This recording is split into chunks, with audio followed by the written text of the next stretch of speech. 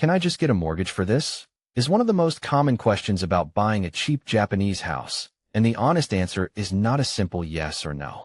It depends entirely on which door you walk through, and most foreign buyers only ever hear about the one door that is usually closed to them. Most major Japanese banks require permanent residency or a long-term visa before they will even consider a mortgage application, which rules out most foreign buyers before the conversation starts. That single fact is why cash purchase has become the norm on this channel rather than a workaround. A large share of Akiya are priced under 5 million yen, cheap enough that saving up and paying outright is genuinely realistic in a way it almost never is for a normal-priced home anywhere else. Cash is not the only path, though. A small number of Japanese banks specifically welcome foreign, non-permanent resident applicants with English-language documentation support, rather than requiring a Japanese guarantor. Local shinkin banks, credit cooperatives that operate at the municipal level, sometimes show more flexibility too, particularly in towns actively trying to attract new residents to offset population decline, where a bank has its own reasons to want the application to work.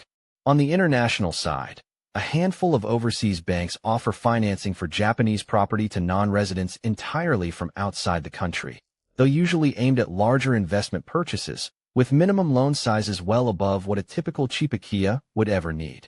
This is where the mortgage question actually resolves itself for most buyers on this channel. International financing options exist, but their minimum loan sizes are built for six-figure investment properties, not a $10,000 or $20,000 Akiya, which makes them functionally irrelevant to the exact houses this channel usually covers. Renovation subsidies, covered elsewhere on this channel, can also quietly do some of the same job a loan would, softening the real cost without requiring a lender at all. The houses cheap enough to be genuinely mortgage-free are also cheap enough that a mortgage was rarely the right tool to begin with. A flat no undersells how many financing paths technically exist, and a flat yes overstates how available most of them actually are to a typical buyer. The honest picture: a short list of foreigner-friendly domestic banks worth checking first, shinkin banks worth asking in person rather than assuming closed, and, underneath all of it, cash purchase as the system's real default, not a fallback for people who could not get approved. On a genuinely cheap Akiya, that default is usually the fastest path anyway. If this made Japan's empty house market a little clearer, subscribe to Akiya Handbook, the channel that explains how Japan's cheap houses actually work, honestly, and without selling you anything.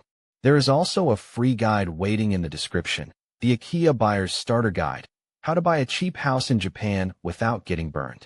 11 chapters on the truth about so-called free houses, the hidden costs, and who should not buy. No hype, and completely free. The link is below. Thanks for watching.